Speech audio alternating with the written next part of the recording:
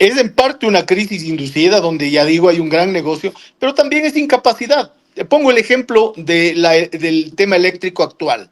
Ya en enero de este año, le dijeron los propios técnicos a Novoa que había un problema previsto de estiaje, o sea, no iba a llover. Ahora él se llena la boca diciendo que el problema es de la lluvia, que el problema es de los anteriores gobiernos que no lo han hecho. No, le dijeron a él, no va a llover al final del año. Es necesario tener una administración adecuada de los recursos hídricos. ¿Qué hicieron ellos? Por cálculos electorales, se comieron la reserva hidroeléctrica del embalse de Mazar. Cuando eso no hay agua ahí, es como que no le cargaras al celular. Agotaste la carga del celular porque la carga del sistema hidroeléctrico de Paute, del sistema Paute, es Mazar. ¿Y qué le dijeron? Como no va a haber agua al final del año, aumente la capacidad de generación termoeléctrica, que es con combustibles, no con agua. Se comió Mazar y no mejoró la capacidad de generación termoeléctrica ni las otras energías. Y entonces hoy día no tenemos luz 14, 15, 16 horas, ¿no? Y le culpa a que no ha llovido. Señor, eso ya usted lo sabía y no previó mejorando la capacidad termoeléctrica, que es con combustible, y se comió la reserva de agua de Mazar. Además, Diego, además lo dijo en campaña. Él se presentó como un experto en temas energéticos y claro, y mucha gente le creyó, pero ya luego en el ejercicio del poder vimos que la situación, no sé si realmente por inoperancia, improvisación o por lo que está denunciando Andrés Arauz, de que el gobierno nacional le quitó recursos a la empresa, al sector eléctrico para pagar deuda pública. Es todo este conjunto, como digo, es todo un conjunto del gran negocio de la quiebra. Por ejemplo, en eso, le quitan recursos a las empresas públicas, no solo al sistema eléctrico, al petróleo, a todo el sistema público, y favorecen el negocio financiero de la deuda. ¿A costa de qué? A costa de quebrarle al país, a costa de golpearle a la mayoría de la gente. Es el negocio de la quiebra. Si hay improvisación, si hay indolencia, si hay ineficiencia, pero también aquí hay intereses. No nos olvidemos que es un conjunto de elementos y Novoa resultó el gran mentiroso.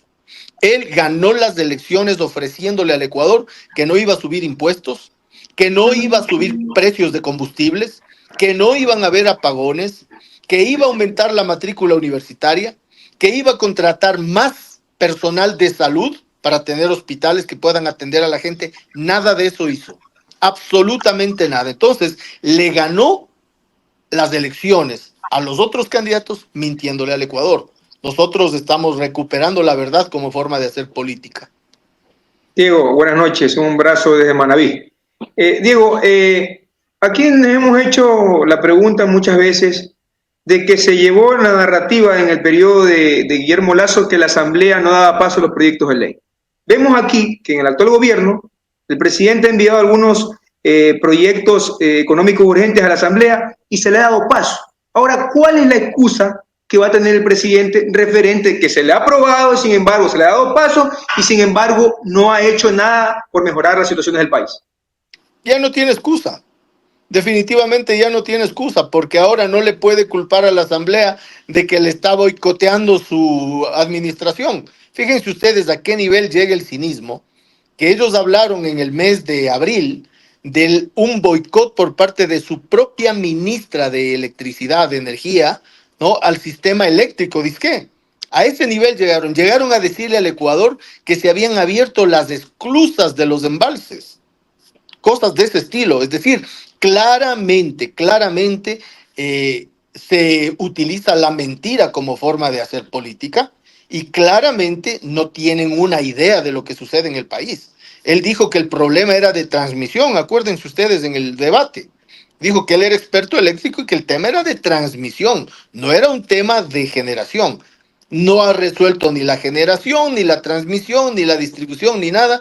Y hoy día estamos expuestos a que se aumente estos niveles de racionamiento eléctrico y que se prolonguen por lo menos hasta abril del próximo año. Esa es la condición real del Ecuador en estos momentos. Diego, usted es un experto en economía. ¿Cómo hacerle entender a la ciudadanía para que en las próximas elecciones poderle dar un voto de confianza al gobierno de izquierda progresista que en su momento le dio dignidad al país? En el ámbito económico, ¿cuál es la situación, la salida a los problemas que tiene nuestro país? Es un conjunto de cosas y la forma es darle el voto a quien le propone soluciones concretas a sus problemas del día a día. Miren ustedes, una vulcanizadora, una mecánica, una pescadería, una heladería, una panadería que no tiene electricidad 14 horas, ese día los trabajadores o las personas a cargo de eso no comen. Una madre soltera a cargo de un salón de belleza, de una peluquería, de un gimnasio. Ese día las personas a cargo de eso no comen y no come probablemente su familia. Entonces, lo primero que hay que resolver es que esos pequeños negocios puedan continuar viviendo. Hemos dicho, un plan de financiamiento público para que compren generadores de entre 1.000 y 1.500 kilovatios y que puedan subsistir. No es la solución ideal, pero es la inmediata que les permite subsistir. Paralelamente, mejorar la capacidad de las termoeléctricas, invirtiendo 15, 17, 30 millones de dólares y generar más energía con las termoeléctricas. Continuar con el plan maestro de electricidad, que estos gobiernos, los tres últimos, Moreno, Lasso y Noboa, lo olvidaron, no lo quisieron hacer. Hacer la interconexión con el Perú, utilizar el gas tanto de los mecheros que se están quemando en la Amazonía como del campo Amistad. Es decir, hay un menú de opciones con capacidad en el Ecuador de generación hidroeléctrica, termoeléctrica, energía solar, energía eólica, energía geotérmica, este es un país volcánico, energía producida por el gas. Es muchas cosas que, claro, en un gobierno que plantea soluciones, se las puede hacer. Incluso hoy, a estas alturas del siglo XXI, hay la posibilidad de tener generadoras hidroeléctricas de pequeña escala en los niveles pequeños de ríos, pequeños de canales de riego, en la ruralidad, por ejemplo, y lograr autogeneración para autoconsumo en comunidades porque la tecnología está a disposición. No se lo hace porque no piensan en la gente. Nuestras soluciones son para la gente. El proyecto de ley busca mejorar la situación en el sector eléctrico o es más de lo mismo en cuanto al negociado que se olía, que se percibía que había trasfondo tras esta crisis energética? Bueno, aquí hay que decir con claridad, desde la Constitución de Montecristi no estaba cerrada la posibilidad de la inversión privada en el sector eléctrico. La obligación de prestar el servicio, de dar el servicio, es del Estado, pero podía haber delegación. Y desde la ley del 2015 hay proyectos eléctricos, hidroeléctricos, termoeléctricos, fotovoltaicos, etcétera, eólicos, con inversión privada. De manera que no es cierto ese relato de que aquí lo que ha faltado es la inversión privada. No. Lo que se está modificando es el tamaño del emprendimiento de la empresa de generación eléctrica de carácter privado de 10 a 100 de forma que no pase por procedimiento público de selección. No es que no había cómo, es que había un procedimiento para hacerlo. Ahora, tampoco hay que satanizar la posibilidad de que haya empresas que tengan su propia posibilidad de generación. Les pongo un ejemplo concreto, las mineras. Una gran minera puede consumir toda la electricidad de una ciudad. Está muy bien que una minera tenga su propio sistema de generación, pues incluso le alivia a la sociedad, porque hoy por hoy las grandes mineras están recibiendo electricidad de todo el sistema a precio subsidiado. De manera que es muy conveniente que haya la posibilidad de autogeneración, incluso sin conectarse al sistema nacional interconectado. Por supuesto que sí, porque el objetivo es que la mayoría de la gente, los hogares, los pequeños comercios, los pequeños negocios, no se queden sin energía como estamos viviendo hoy. Y esto, señores, es pura negligencia del gobierno de Noboa. Él quiere incluso endilgarles a los otros. Claro que los otros también tienen parte de culpa. No generaron ni un mega en 7 años. Pero este señor estuvo advertido desde el inicio por sus propios funcionarios y su propia ministra. Es su responsabilidad las 14 y 17 horas que estamos con cortes de electricidad. Oiga, Diego, ayer hablábamos con el abogado Félix Alcíbar de un tema que no está siendo, no sé si usted se ha percatado, pero que digamos que el gobierno lo ha puesto en la mesa de discusión a nivel nacional, que es el tema del problema eléctrico, pero son varios los problemas que tiene el país. El tema de inseguridad, estamos entre los países más violentos del mundo, el decrecimiento económico que el mismo Banco Central días atrás ha señalado que el Ecuador ha decrecido en más de 2 puntos, el tema de los emprendimientos económicos, las empresas que cierran, que se van, es decir, son muchos los problemas que tiene el Ecuador, pero el gobierno nos tiene solamente entretenido en el problema energético. ¿Cómo abordar todos estos temas si el tema central ahora es el problema energético? Bueno, aquí hay una tormenta perfecta, porque tenemos obscuridad, tenemos crímenes en la calle, tenemos desempleo, tenemos falta de servicios de salud, tenemos falta de acceso a los servicios de educación. Es decir, es un conjunto por lo menos de 5 crisis que las ha provocado este gobierno, porque aquí suelen decir se han juntado, no se han juntado, las han provocado.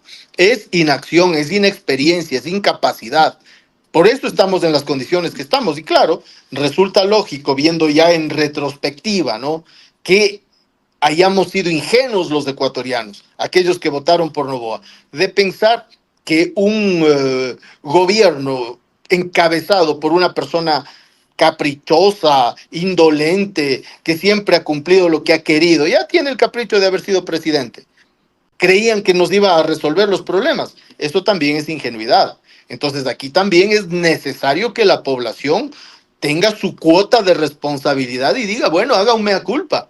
Aquí nosotros nos hemos equivocado en el voto, porque siempre pensamos que una persona que viene de la oligarquía no va a robar, no va a ser corrupto, porque hay un sentido común de que el que tiene plata ya no quiere más. Mentira, el que tiene plata quiere más, ¿no es cierto? Entonces, también aquí hay una corresponsabilidad y hay que corregirla, porque esta situación ya no aguanta más, esto ya no da más, y por tanto es indispensable una nueva fuerza política que pueda volverle a parar al Ecuador, volverle a revivir, volverle a hacer al Ecuador un país digno de ser vivido. Hoy día la familia ecuatoriana vive la vida como una carga. Todos los días se levanta con angustia, con depresión, con ansiedad, porque sabe que la condición de vida es tremendamente dura todos los días.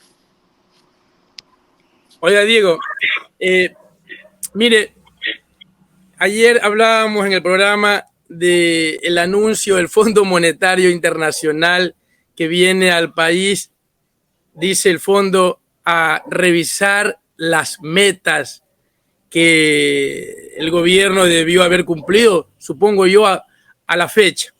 Entonces nosotros nos preguntábamos, ¿cuáles metas?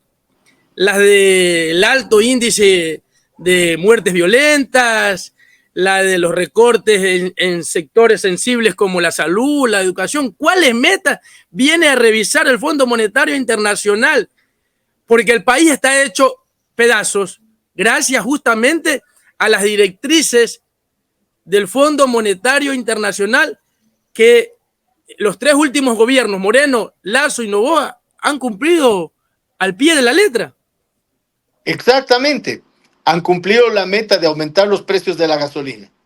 Han cumplido la meta de aumentar el impuesto al valor agregado. Han cumplido la meta de disminuir los subsidios a los más pobres. Esas metas las han cumplido. Pero obviamente no son metas ni del gobierno ni del Fondo Monetario Internacional disminuir nuevamente los niveles de homicidios a niveles dignos, a niveles aceptables a nivel internacional. En el año 2017 eran 5 homicidios por 100,000 habitantes, hoy son 50.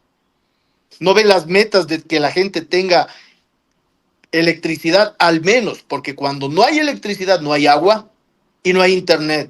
Es decir, no solo es la electricidad, se van todos los servicios básicos que requiere una población para vivir. Esas metas no les importa.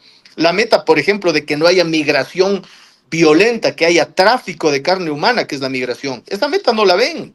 La meta de que no haya pobreza. Nuevamente tenemos extrema pobreza de 2 dígitos. Esa meta no la ven. Entonces, claramente el gobierno ha cumplido las metas de los financieristas, de las metas de quienes son acreedores del Ecuador, las metas de quienes nos siguen arbitrajes internacionales multimillonarios. Esas metas se han cumplido, pero no las del pueblo ecuatoriano. De ganar las elecciones en el 2025, ¿será posible de hacerla, de realizar la Asamblea Constituyente que se escucha en algunos sectores? Hay que hacerlo.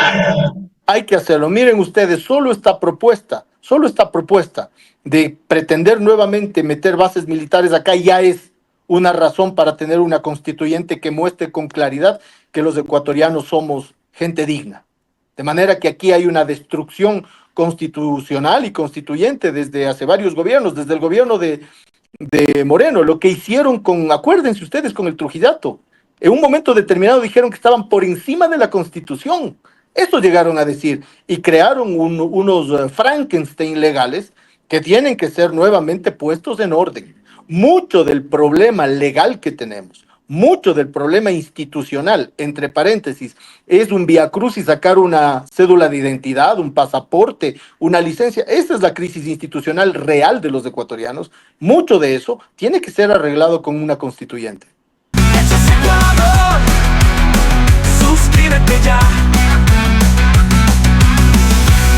Ecuador, suscríbete ya. Hechos Ecuador, la verdad está ahí.